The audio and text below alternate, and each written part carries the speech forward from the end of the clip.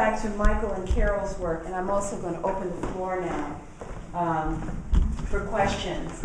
And one of the questions I have for you, the two of you, is does your imagery inspire her poetry, or does your poetry inspire your imagery? Do I have to get the circle? Well, the longer you do it, this collaboration, sometimes you might start out with a real pure idea of, I'm not going to illustrate her poetry. She's not going to illustrate my images. But sometimes over a period of time, you cheat. You have to, you know. It's like making sausage. You want to be in the kitchen. So it goes back and forth sometimes. But most of the time, we like to start out with the idea of not illustrating each other's work. But sometimes you just change this word, it'll go with this piece. You know? Like, anybody looking? That's what we do. Yeah, there was an exhibit that Michael was in a couple of years ago, and he had all of the pieces linearly around the studio. And I walked in there, and wrote sort of a collage of sort of poetic fragments and went with it in that order. And then, of course, when it got to the gallery, it was down at the Organization of American States Gallery, he ended up putting it up in a completely different way. So everything that I had written that had a certain sequence and a certain logic didn't hold anymore, you know. So then I had to go back and say, okay, I have to make some sense out of this, or get a little more correspondence, because otherwise it wouldn't work as well. Yes. So there's that challenge. I want to pick on your model for a moment and ask her what was the experience like in working with Michael. And say your name, please. Hi, I'm Asia. I don't know I was going to speak, but the experience was cold. How to stand up.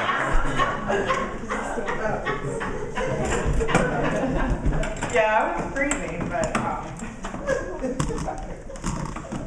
his home is very warm and welcoming. So I got comfortable, and it was kind of like a community event, because his wife and Michael, they all like helped paint on my body, and then she was cooking, and it was just like a nice like family inviting like atmosphere. And it lasted for a long time, and he just allowed me to do pretty much whatever I wanted to do, and he would just kind of direct certain poses and just let me kind of just work naturally, like painted in all white, or we did one series where I was painted in all black. So it was just whatever was just felt at the moment, and kind of just let things work organically. So Michael, has anyone ever turned you down when you approached them to model for one of your pieces? Yeah! It's like being in the club. Most of the time you get turned down. You know, but sometimes it's surprising when certain people say yes. Because most of the time, it's the people, if you're around Hollywood working at the college age, you know, the women who model for you, first of all, very attractive. You know, they are very attractive women. And I had one experience where this gal, she must have been about 300 pounds. And she was looking at my work on the computer, and she kept going, I like this. I like this. I knew she was leaving town tomorrow, so I hit on her. Say, go on, what you want to do? Hook you on up, going back to the studio. She kept saying, I like this. She said, let's do it right now. I said, okay. But I try to have another series going called the Mature Women Series. But, you know, your fewer takers. But once I put the women in the night gown, I got more takers. So it's just fun. It's fishing, you know. If I get a little wine in me, As you. So Carol, how have you felt about Michael photographing all these women in the nude? I think there hasn't really been an issue. You know, my mother lived with us the last 6 years of her life, and when she first came, and as Michael was beginning this process, I thought, my mother's of that generation where you're going to think twice about it. And I don't know whether the fact that he had a bit of dementia contributed, but she was definitely, after my father had gone in a different place. So the very first time Mom came to the house, I tried to delay going to bed as long as possible. And, but the model and the painting had to get started. So I left Michael and the model downstairs, and I would come down every once in a while to peek, because my mother also turned out to be more of a night bird than I had realized. And then when she finally did get ready to go to bed, you had to go through where the painting was going on, and I was peeking at that point. And so my mother came in, our house is kitchen, bathroom, and then you go up to the front stairs. And so she looked, and then she went up closer, and she sort of inspected, and then she nodded, and she said, very nice, and then she went on up to bed. So I thought, okay, you know, that's it. So it hasn't really been a problem. I think there's a certain level of sort of trust and comfort I think exists. You know, I'm very pleased that it is that way in our home, that people feel comfortable enough to do that. And I think any sort of model-artist relationship, that's definitely something that goes on. And there's, I think, a lot of unspoken things that could happen and that people could say, but for the most part, that's not the case. And I think those people who have actually been there and experienced it, I think the fact is, like I said, it's a bit of collaborative effort always. Because our house is one you never quite know who's going to be coming through. And the bottom rule is if the model's comfortable, then it's all right. If the model's not comfortable, then you can't come in now, you gotta come back later. So that is pretty much the tone of things. So it's been fun and interesting. And everybody usually does chip in at some point. Well, you're kibitzing, you know, I'll put a little more paint on that area. Oh, that one's fine. How about some colors? What color are you gonna paint the necklace? And so on and so forth. But I would have to admit, I don't think I could do this if I was 35. And why so? Put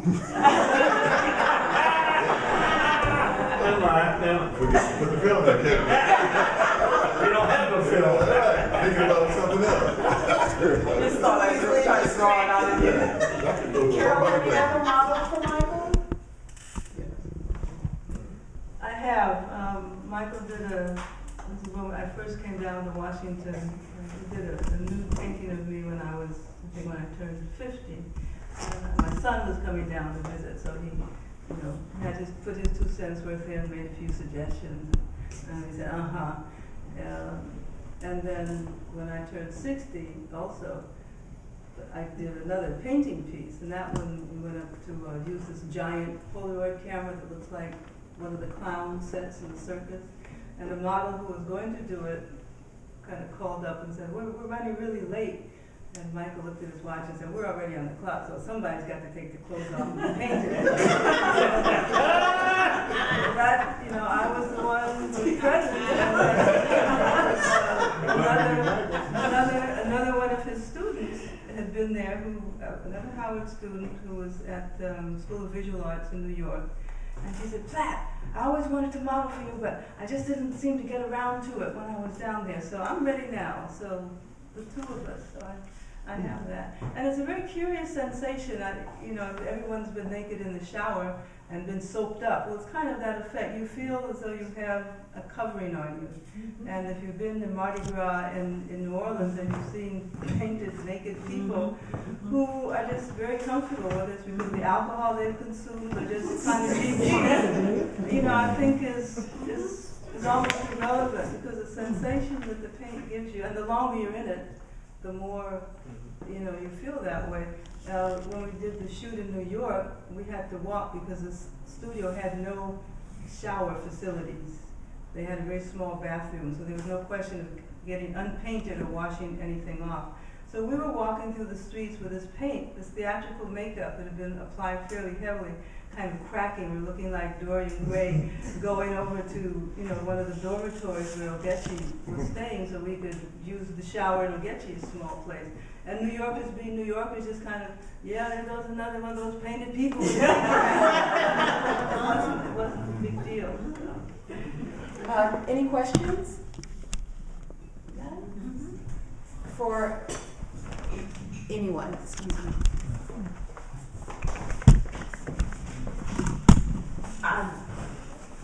What's your name today? Leslie. Leslie, yes. I just want to thank you for sharing your story, because prior to today, I've never had an appreciation for installation art.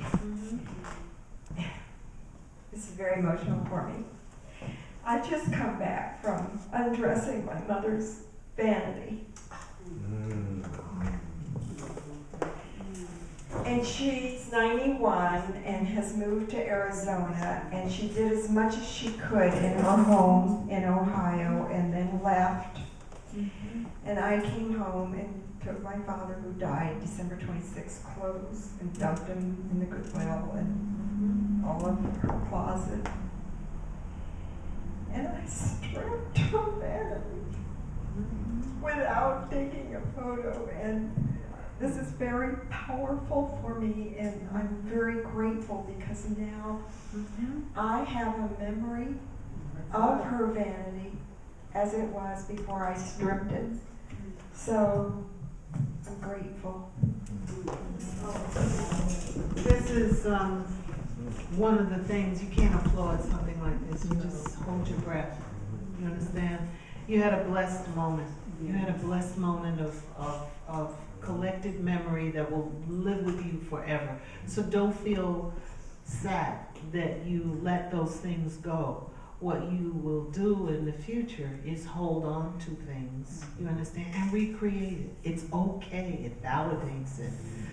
This is an area of work that I do, which is very intimate women's work. It's a very intimate aesthetic, and this is why I don't do it often, and I don't come out to public, and I don't look for opportunities to display it. This was a very intense process for Jose and I. I have to say that Carol, your work, and Michael, your work, were very influential in that as I was, quote unquote, finishing the installation, there was something missing. Installation work is very organic. It's alive. You can tell from the emotions that it can stir. It's an organic, living thing. It has its own life force. And the floor, when I first met Jose and we were talking about 9/11 and he didn't tell you what really pissed me off about not wanting to talk Let me to tell you. you. Go ahead, you tell me. Go ahead. Okay. Do I have to get back up to a circle? No. Okay. All right.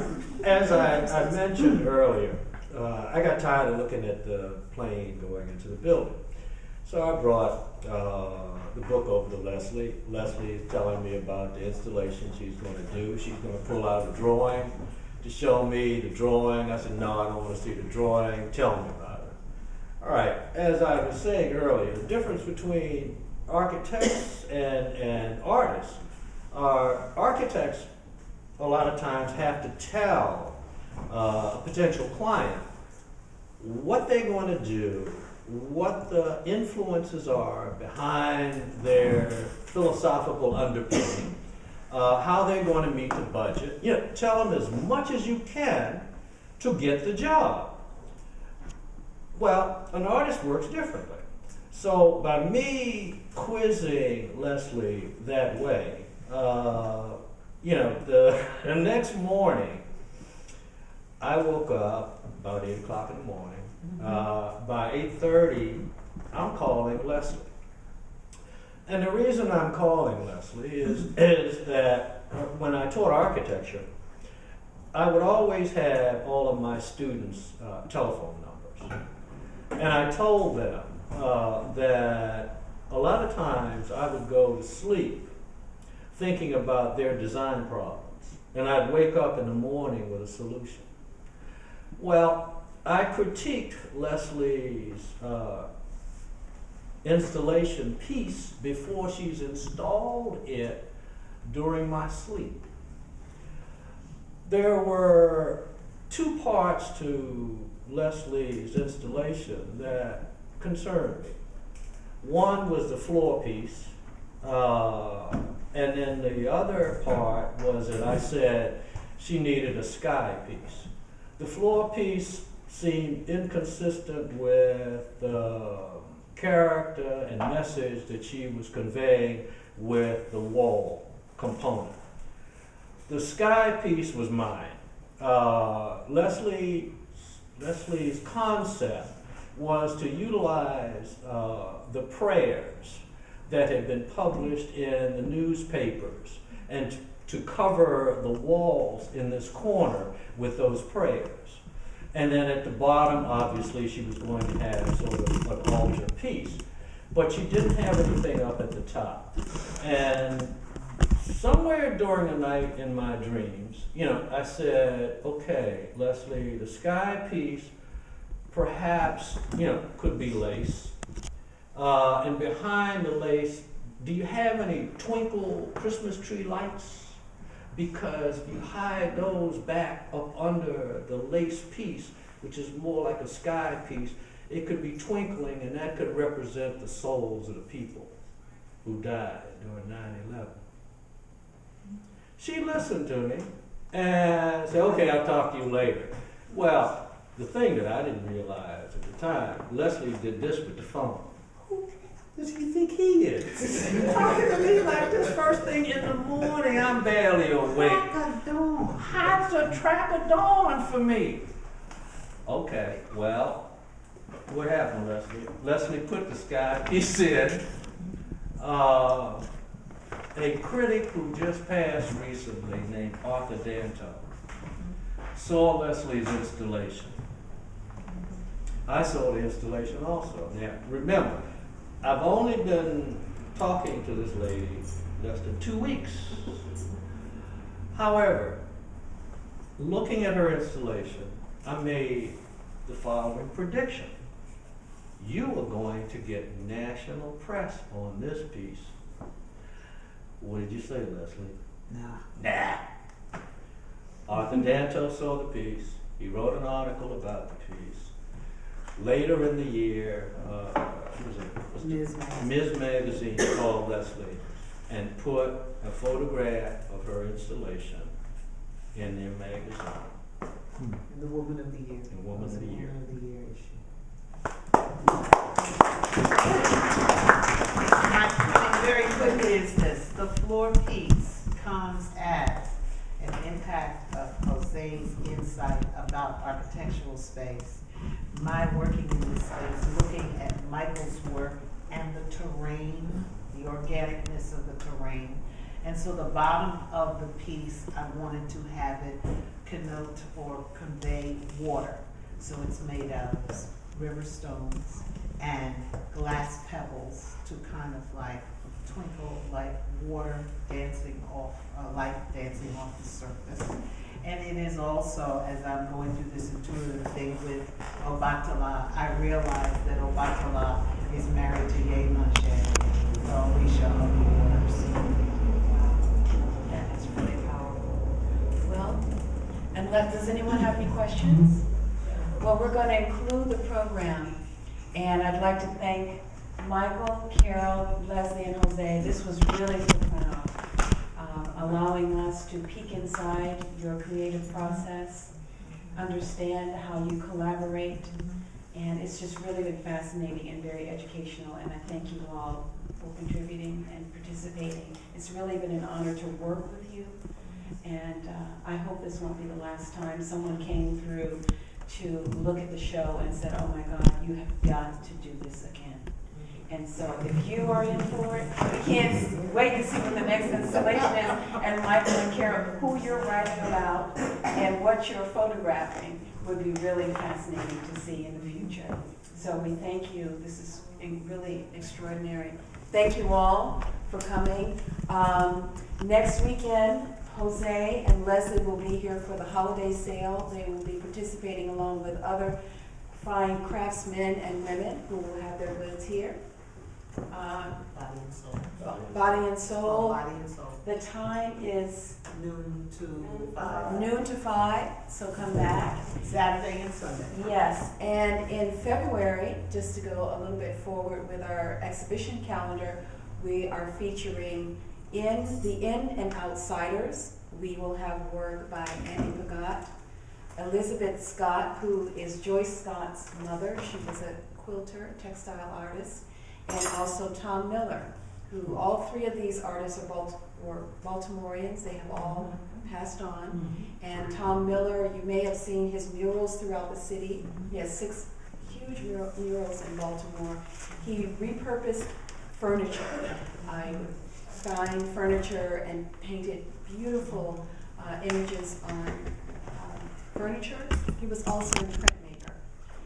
Andy Pagat is the outsider artist in the group. He was a folk artist. So come back, extraordinary sculptural work of the Andes. So we thank you again for your support in attending Galerie Myrtis. It's Tea with Myrtis Art Salon, and I hope you enjoyed the afternoon. And also, one more note. Some of you were very interested in buying Michael and Carol's work, and it was a size issue, so we have smaller pieces in the back. I think they're at $400. And we have some other works by Michael and Carol as well. So, and of course the installation is available, and Maya's and MK's pieces are available also. So thank you.